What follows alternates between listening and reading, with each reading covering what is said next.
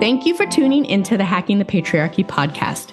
I'm your fervent feminist host, Raven O'Neill, and I get the honors of sitting down with women experts from all walks of life to discuss the ideas, opportunities, and the strategies that women can take advantage of to get ahead in our patriarchal society. So, if one of your love languages is learning how to hack patriarchal systems and structures, I invite you to join us and help move the needle. Hello, dear listeners. I am so thrilled to introduce today's guest, Brittany Perlowin, or B, as I've learned she likes to be called. B is an experienced ICF accredited mindset, life, and leadership coach with a diverse background. Holding a psychology degree from UT Arlington, she's worked across industries such as retail, legal, marketing, and management. Her personal experience as a pandemic mom, PPD survivor, and partner to an entrepreneur bring a unique perspective to her coaching practice. B helps clients navigate life's transitions, viewing them as opportunities for growth. Beyond coaching, she's a mother of two, an art enthusiast, and pop culture aficionado. B is committed to personal growth, anti-racism, and advocates for marginalized communities. Her diverse background and inclusive approach make her a compassionate coach for life's challenges. Welcome to the podcast, B. I'm happy to have you. Hi, Raven. Thanks for having me. So great to have you. All right. Today we will be talking about mindset and the entrepreneurial journey. And I want to start off with your journey into entrepreneurship because yours is not the, I have an idea, I'm going to launch it, I'm going to start it. That's true. Yeah. For a long time, identified as a reluctant entrepreneur. My goal was not to be an entrepreneur. So I am a life coach and a leadership coach. So the path to doing coaching is often entrepreneurship. You start your own business, you try to find your own clients, and the entrepreneur part of the job description is more of a have to do than want to do. But I've been at this for a few years now, and I've recently noticed myself turning a corner in my relationship with entrepreneurship where I'm more comfortable with it and less reluctant, a little more excited about it. So that's been really exciting to notice and a relief. Yeah, good. I want to go back just a step and look at something that you said. You had mentioned part of the entrepreneurial journey, and I wonder if that's more of not so much working with clients, but the actual working on your business and in your business in regards to the side of accounting and marketing. Is that the stuff you didn't like as much, or is it just the whole thing, just the fact that it's new? What about it there was resistance? Yeah, really the sales and marketing part would be the biggest, and definitely the finances, the accounting is not my jam. But I think my biggest hurdle was this idea that I have to be a salesperson. I have to do networking. I really had a mental block with those things because those were so not me. The marketing part actually is more fun, but then I get nervous about, am I doing the right things? And am I spending too much time on the fun part? And am I losing sight of what the goal is? But the sales part of things, this idea that I have to be out there pitching and putting myself out there, and my business is me. I'm selling me. So that's really tricky to navigate mentally as well. Who am I? What am I selling? What am I presenting? Yeah, I want to dive into that a little bit more because you bring up a great point in regards to entrepreneurship, especially when you are a budding entrepreneur, a solopreneur, sidepreneur, any of those. You really are selling yourself. And that takes a whole different mindset than I would say the startup or anywhere where you're going after funding. You're building a different kind of business. You're not, yes, you are selling yourself to access certain things, but you're not selling yourself in the same way. And I'm sure that mindset is a whole different ballgame. So I'd love to get your thoughts on that. Yeah, definitely. I think that no matter what kind of business you're building as an entrepreneur, if you're going after funding, there's always an element of selling yourself in that scenario. You want to, a lot of times, I think VCs invest in the person. I believe that this person can get it done. That's not the space I'm in, but I recognize that there is a lot of that. The idea of selling yourself can show up in a lot of different types of businesses. But yeah, for a service-based business where I am the company, I am the service, I am the product, there's definitely a bit of a mindset journey you have to go on to figure out, okay, what is it that I am selling? Who am I? And do I have a version of me that I sell and is who I am personally separate? Like even down to my social media presence, there's a question of, okay, do I just have my one personal Instagram account and I post everything there and I'm showing my kids to strangers, or do I separate those? There's just a lot of micro decisions about how do I show up? And I don't think that's dramatically different than how I felt in more of a corporate job. I was always very curious about who should I be? How should I present myself at work? But yeah, I feel like there's a lot more like dissecting of yourself when you are the product. And you and I have talked about this before, this idea of like expertise. If I'm out there selling myself, how much of an expert do I need to be in order to be legitimate? And how do I legitimize myself and make people trust me? There's a lot of questions. Absolutely. There were so many things you said there that I want to circle back to, but we're going to move on for a second because I do want to dive into the mindset. We had talked several times about your experience. And I know that in entrepreneurship, most entrepreneurs will hit a point where they're like, this is it. I got to quit. I can't do this. You'll probably hit it multiple times, all the time. Probably those who are super successful still come back to, is this right? Maybe I should quit. And how you get through those moments, but also how you might coach someone to get through those moments. Yeah, I think I honestly ask myself that question every week. I don't know what the average is, but that's where I'm at. Am I doing the right thing? Is this really worth it? Am I getting anywhere? I almost didn't even volunteer to do this podcast because I felt like I hadn't gotten anywhere yet. And I'm still, I don't know if I'm in a messy middle or somewhere between early and middle. Time will tell.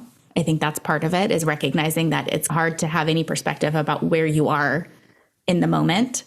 But yeah, I didn't feel like I was established enough as an entrepreneur to even volunteer to be on your podcast. And I loved what you said to me about it's not just about the end result. It's about the whole process, the whole journey of it. And that there are so many people who are still at the starting line or in the middle, still figuring it out. And I think also there's a mindset shift available there, which is that have you ever arrived? Are we ever, okay, we have arrived. This is it. I have reached the top of the mountain. Like it's always going to be a journey. So for me, what keeps me every time that question pops up every week of, oh my God, am I really going to keep doing this? Am I getting anywhere? Is this working? Is this worth it? I think that I've started to come up with a framework for myself of the reason that I'm doing this, and started to give myself a map of like where I can go. And so I know I still have my why still applies, and that I still have places that I could take this that I want to explore. And that kind of creates a little bit of an excitement to keep going, because it's a little bit like, oh yeah, I was trying to get over there. I wonder what's over there. I wonder if I can get there. So I think for me, it's just been about having some sort of vision that I can return to in those moments of doubt. Do you have a mission, vision, value that you created in the beginning to look back to as your North Star? Mine isn't quite that version. I think also because I am a solopreneur, I think that mine is a little bit more personal. And so I know that I love coaching, and I know how much I believe in the power of coaching. And that is reinforced time and time again. Every session, there's something to look back on and be like, oh, that's so cool. I got to be a part of that. Whatever my client was able to figure out or get to is just always an honor. So that is a constant reinforcement for me that I love this work. I meant to do this work. So that kind of keeps me motivated. And then I think for me, when I think about like the hard moments, when I have the doubt where I'm like, oh, is this worth it? How do I know if I'm doing the right things? I think having some sort of, I don't have to have all of the steps figured out, but I have a couple of steps figured out. So then it's okay, just keep taking the next step. And I think I'm intentional about, I have some time where I get to just be in the weeds doing the work and enjoying that creative space. And then I have times where I get to zoom out and look at the big picture and plan what those steps are going to be. So not spending too much time in either space, not too much time in the weeds and not too much time in the big picture, giving both of them their moment so that I can have some sort of vision of where I'm going and then get to go immerse myself in doing the fun stuff and trying to treat it as play, try to treat it as a fun science experiment and see what we can figure out. I think that's been really helpful for me. I want to take a moment to point out to the listeners two things that this part of the conversation has brought up for me that I think is super important for our listeners. And one is that you were very transparent on the reel. You're constantly, as an entrepreneur, especially starting out, you're going to see so many people's success stories, and you're never going to learn about the starting point and the messy middle unless you really dig in. And I think it's really good to know that it's okay to be in those places of self-doubt and in those places of what am I doing? Because most entrepreneurs feel that way. And we only see, oh, this person did these amazing things. They had these moments too. No one is dissecting it. That's all. And then the other thing about being able to really have those moments of in the weeds and then high level and zooming in and zooming out and taking time to do those different things. And I really love the play point because so often I think as a society, we don't play as much as we could. And that play fosters creativity and it does all those things I think entrepreneurs need and should have to flourish. So the podcast is Hacking the Patriarchy. We talk a lot about men and women and all the different things that are involved in how women function in society and how men function in society. And I want to dive into self-doubt and imposter syndrome, especially for women founders, women entrepreneurs. My question to you is, how would you recommend navigating it? Yeah, such a good question.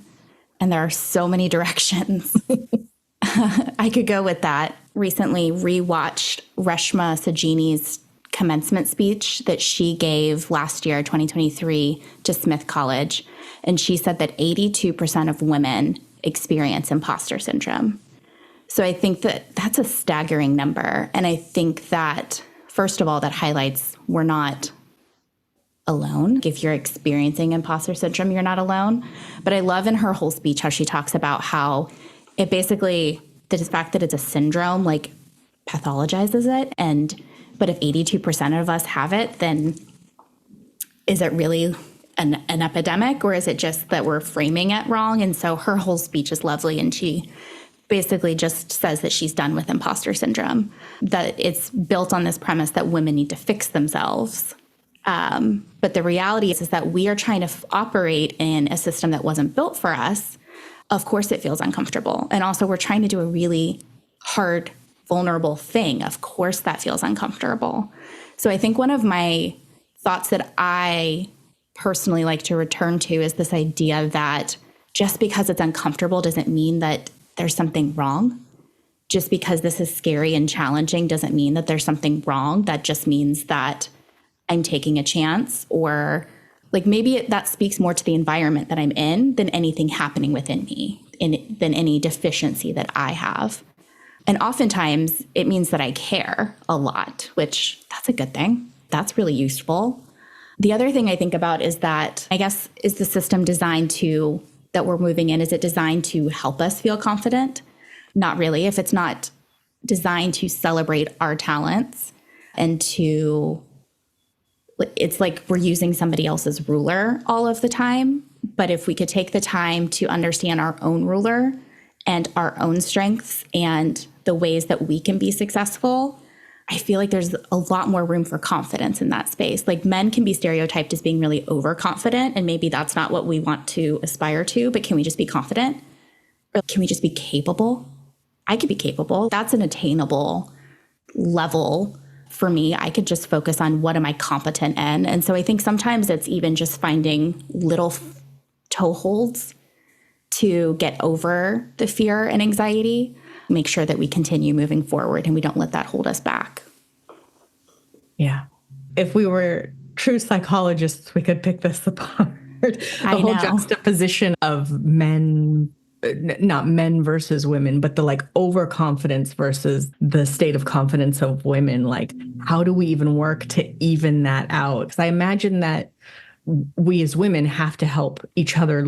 Like you said, the ruler, we have to, whatever that measure is for women, we have to help establish that. But how do you do that when the established is already there and maybe not wanting to budge? Oh, such a good one. But a conversation for another day. I think that to that point, I feel like a lot of times we have these conversations about women in entrepreneurship as if we have something to overcome. And we like the system, of course, like women get so few VC dollars. There's so few women doing investing. There's so few women entrepreneurs. There's just fewer of us, that it's easy to feel that scarcity mindset, or that we are lacking, or we have something to make up for.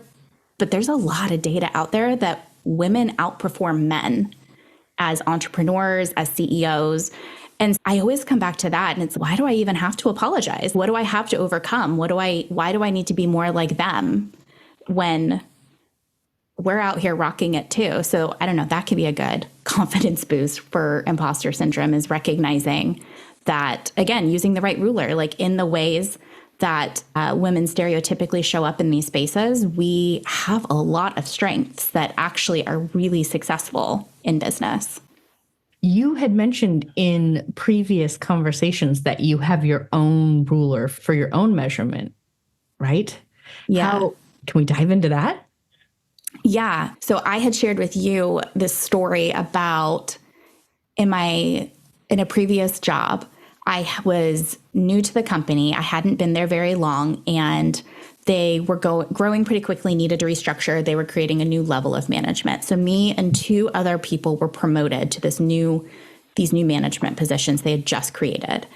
And I was promoted over somebody who had been there a lot longer than me. And the two people I was promoted with had also been there a really long time. So I felt like I was still learning the company and the industry, was still figuring it out. And all of a sudden I was in my first truly defined management position of my career. And I was so nervous. And I think a little subconsciously, I approached it as like playing a part. Okay, I'm going to play the part of the manager.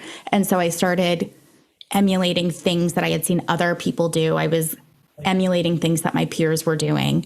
And one day my boss sat me down and she basically said, "You are not the person I hired. Like, you're not behaving like the person I hired. I needed you to come in and bring certain qualities to the team. These are things that I value in you, and I'm not seeing them anymore. What's going on? Where is she? Where's the person I hired?" Yes. And this is where my idea of the ruler came from, because I think, first of all, I felt a little bit like, oh, I got caught. I don't think I was fully aware that I was playing a part, but it felt like I was going around doing a bad accent and somebody called me out for it or something, like, "Oh no, you noticed." So that was funny in hindsight, not at the time. And I realized for the first time that I had been doing that for a long time, that I had this idea that there must be one right way of doing things, and I just have to crack that code and figure it out and be that person. And here was my boss telling me that there are certain things about me that are unique strengths and that they're actually valued, like things that I didn't know were strengths necessarily. Or maybe I knew I was good at that, but I didn't think that anybody cared about that. Somebody telling you, no, you have this strength and I place a lot of value on it. It is worth a lot to me, and I need you to continue to bring that to the table. It was a life-changing moment for me, truly. Really the power of good mentorship. And it really changed the trajectory of my life. As a manager, I started becoming really focused on my people, telling them what they were good at, making sure they knew this is a strength that you have. And maybe a lot of people have it, or maybe a lot of people don't have it. And this is unique. And this is going to be the thing that helps you get far. And then I think my entire coaching practice is really built on that premise, which is helping people understand these are your strengths. This is your toolkit that is going to get you through life. And everybody has different tools and strengths and values and priorities. And knowing what those are in moments of adversity, knowing these are the things that I can fall back on is so empowering. So that's where my idea for using the right ruler came from, is I was measuring myself against other people's strengths, and you're never going to be successful that way. But if you're measuring yourself against your own strengths and if the measurement is how much am I being myself today? How much am I bringing my best, not her best, my best to the table, then it's a lot easier to maintain. First of all, it's exhausting being somebody else all the time. So there's less burnout and there's a lot more fun, honestly. It gets a lot less stressful. I freaking love that. I actually, in my head, saw the line. I'm like, this is a great way to become a coach if that's the trajectory, like knowing that someone else had pulled out your strengths, pointed them out, made the statement that this is why I hired you. Be yourself. That's yourself is what you're bringing to the table. I hired you to be yourself, not someone else. So good for coaching and figuring out what you bring to the table. That's so important. I felt that in so many ways. Even still, as an entrepreneur, you can pitch yourself against someone who's not even your competition. You're like, I need to be more like this person. This person's doing great things, but we're so different. Why are we doing that to ourselves? Such a great point. Thank you for that. I love that. Let's dive into some setbacks and some failures. So can you share a time when embracing failure and setbacks has led to personal growth in your business and its success and growth? Yeah. So in my business, the first thing that came to mind is, who am I hoping to serve in my business? And it can be quite a process to figure that out. You slowly narrow over time.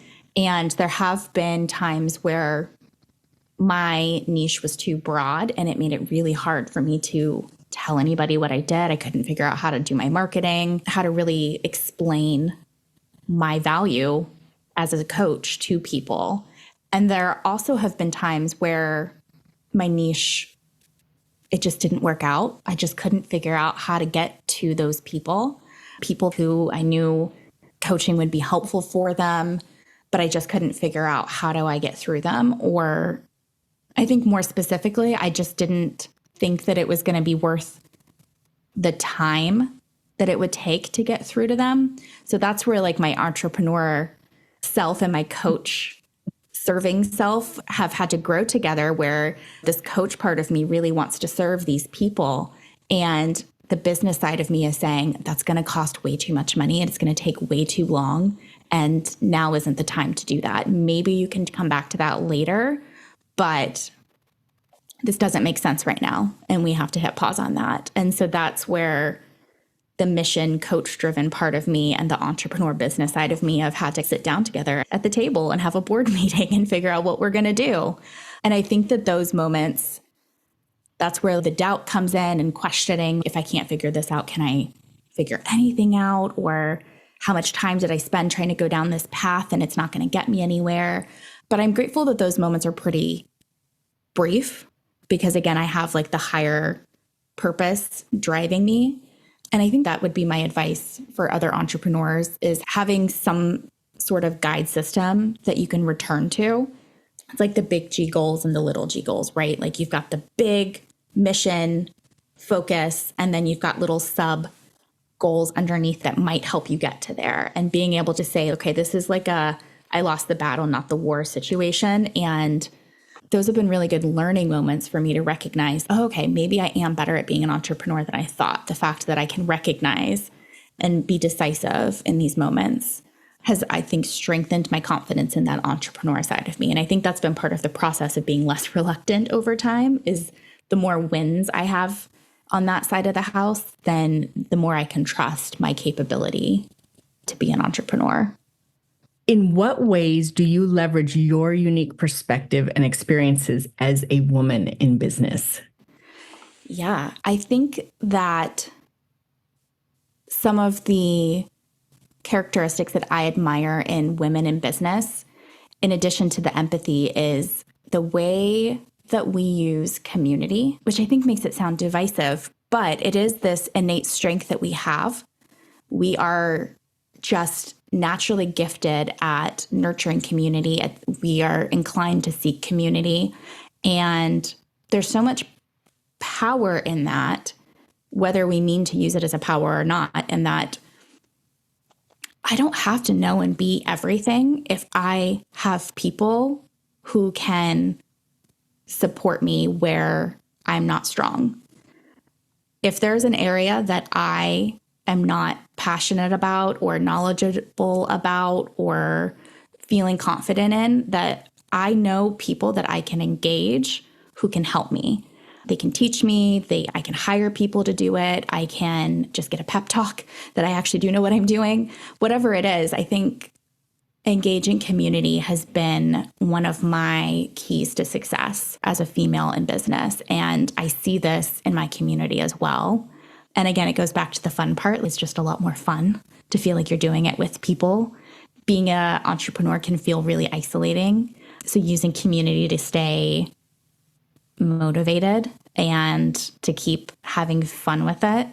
So community is definitely the first thing I think of. And then I think women in business we tend to be more mission oriented. There obviously are exceptions to that, but I think we tend to really think about the big picture. We think about long-term impact. We think about the why and the purpose for what we're doing. And I think I've mentioned that a lot on the podcast today. That really is a North Star that keeps me engaged and keeps me focused and motivated on the days where I have my doubts creeping in. And I think it also makes me, even on the days where I'm confident, there might be something that just seems like a good idea that I want to go chase, but having a North Star saying, actually, that's really far off course. We should refocus. Yeah, I think that it is definitely really helpful. Let's dive into growth-oriented mindsets, because there is definitely a difference. Almost in every podcast episode, I feel like I come back to that point of men may have 3 things that they check a box on in a job posting, and they'll be like, I'm going to apply. And then you have women who are like, I missed 1 box, I'm not going to apply. So that kind of leads into that growth mindset. And in entrepreneurship, you're going to have moments that are definitely not growth mindset. But I feel like to get through, you have to learn to embrace a growth mindset. So how might you can either speak to this from your experience, or how you might coach someone that comes to you with some kind of self-limiting belief that is not supporting that growth mindset in entrepreneurship? Yeah, I love this one. This is where, as a coach, I'm just could go on and on about this one, because more than being a life and leadership coach, to me, those are the arenas in which I coach, but I consider myself a mindset coach. I like to think that my role as the coach is to really be like a mediator between you and your thoughts. And I think we don't often give ourselves any time to sit with our thoughts and actually pay attention to them. Like, we hear them say something and we just accept it as truth and move on. And so for me, this idea of digging into your growth mindset and leading with a growth mindset is being in relationship with your thoughts, understanding that you are not your thoughts, and your thoughts are really just, it's like another person trying to help. And maybe they have the best intentions, but maybe they're just wrong. And so when I think about a growth mindset, I think about being able to hear the negativity from your own mind and to not just take it at face value, and to check in with your true self about what you want and what do you think is possible, and choosing your action based on that, not based on the doubt or the fear or the anxiety. And maybe they're right. I don't want to always discount them, but I think that it's that, just the fact checking. Just take the moment to give yourself a pause and actually check in and find out, is that true? Why do you think that? What are your specific concerns? And this is me talking to me, right? But I've got somebody talking to me all day long. Why can't I talk back? Why can't I check in and ask them to explain themselves better? Oh, this is going to fail. Oh, why do we think it's going to fail? What if it doesn't work? That's a really good question. What if it doesn't work? Also, what if it does work? What would that look like? And actually taking time to paint the picture, for me, that's so helpful. When I have, oh, what if this? I actually entertain that. Okay, great. What if that happened? And then most of the time, following, okay, this is what would happen next. It's actually not that scary. It's actually, okay, if all of that actually did happen, I could handle that. I could figure that out. I think when we actually dig into it, most things are actually figure outable, and we don't have to be as afraid of them as our body initially tells us to be afraid. So yeah, I'm going to pause there because I could just go on and on. Yeah, no, it was really good. I love the questioning your own thoughts. I had taken a course and it was really fascinating. It was drilling down to the true reason for something. So this coach had told this, when she was teaching this course, if something comes up, question it, and then question the next question and question the next question until you feel you can't answer it any further, and then look at that spot and see what's there. Yes. Yeah, 100%. And we don't give ourselves the space to do that. We just are so busy responding to all of the external inputs, like all of the rest of the world, our family, our friends, our coworkers, our kids, whomever out there telling us the rules, telling us who we should be, telling us how to do things, what's right, what's wrong. And we don't give ourselves any space to actually, okay, let me digest all of that. Let me check in with my own thoughts and my own feelings and my own beliefs and decide for me what is true. And to me, that's what the coaching space is. And I think that for anybody in business, that's the critical piece, because you're going to be met with adversity, rejection, obstacles. And if you don't have a really good understanding of why you think you can overcome those things, you're going to be exhausted. If you have a framework, like a good foundation of belief where you're able to just filter out some of the noise, you can navigate the world much more efficiently. Okay, thank you for sending me your constructive criticism. I am going to reroute that to another folder. We are not currently accepting criticism at this time, just because it doesn't align with what I already know. I'm able to more efficiently filter things out. Would you, as a coach, possibly recommend that you can take that step back and dedicate time to it? Or is it in the moment? Is it best in the moment? Or is it okay to say, I'm going to dedicate an hour this week to digest all of the nonsense, or open up that file and say, okay, everything can come out. We can deal with it now. And if that is, like, what is a good recommended cadence of addressing things if it's not in the moment, if it's planned? I think that it's at whatever cadence you're actually going to do it. I think it can depend on the person and your personality and your life, but I think it can be small. It can be just 5-minute breaks in between meetings to go refill your water and just digest all of the thoughts that are bouncing around in your head. Just notice them. Just make an observation about what's bopping around in there. And then obviously there's like a more, like having a whole strategy offsite session, but just with yourself, like a larger chunk of time. There's actually a journaling practice that is exactly what you said, where you notice a question and then you ask a question and then you just keep going until you can't. I forget the name of it, but that's such a useful tool to actually get to the root of things. So sometimes it can truly be that exercise. Coaching with my clients, I have a couple of tools and exercises that I like to use that really get down to what are your values? And I'm talking like a short list, like 3 to 5 values. And what are your priorities? It's like I was saying earlier, you have this foundation, so it's a lot easier to quickly triage invitations to things and decide if you have time for that or not, if that aligns with your values and your priorities. So I think that going through those exercises of really getting clear about your values, your priorities, your why will make it easier in the moment to make quick decisions and feel more confident as you're making those decisions.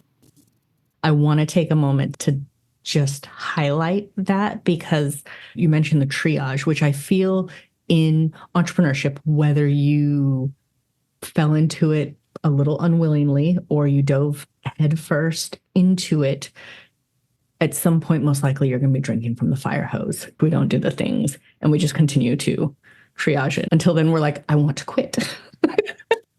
Yeah. And you're noticing that when it's hard to make those decisions, you're absolutely right. That means that, okay, it's time for me to sit down. I need to have a Raven board meeting. I need to check in on why I'm doing this. I imagine you have established inboxes and you're like, okay, I have a box where I know where to put things. And then there's like the catch-all box of we're not doing that right now because it doesn't fit in any of these other boxes. And without those systems in place, it's like having a mental organization system, then you've just got piles of stuff everywhere and you don't know what to do with it or even where to start. And it's just going to keep accumulating. Brilliant. So we've covered a ton of things, highlighting bringing your own measure. You bring something unique. What are you bringing to that table? Measuring yourself against yourself. We've talked about doing the personal board meeting and all these other things. As we wrap this up, this is Hacking the Patriarchy. And I feel like you've offered so many great insights for mindset and entrepreneurship. Are there 3 quick hacks you would throw out there that women could use today? Like 3 things that are like, do it today, do it quickly, circle back to it once a week, but maybe don't spend more than 30 minutes on it today. Okay. Yeah, I love this. I love hacks.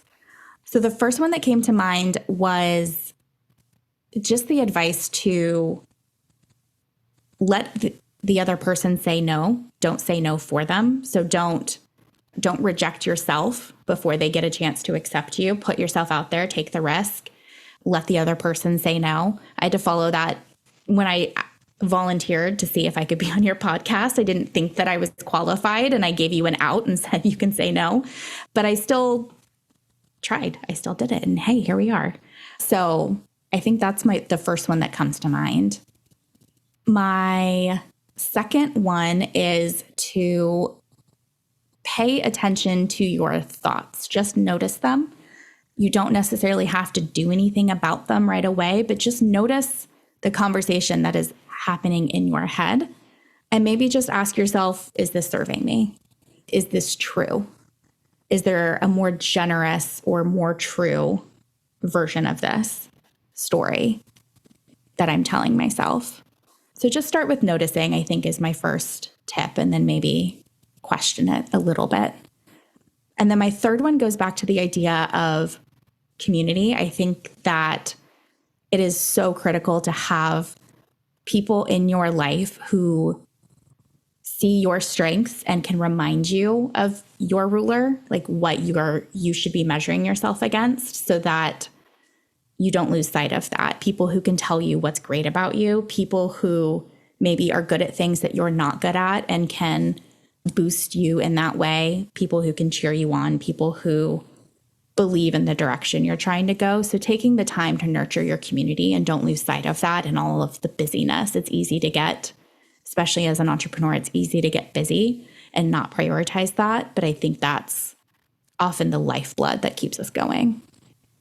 I love it. Thank you so, so much. All right. All of this hacking, all of these great insights. For those listening in that want to connect with you, where can they do that?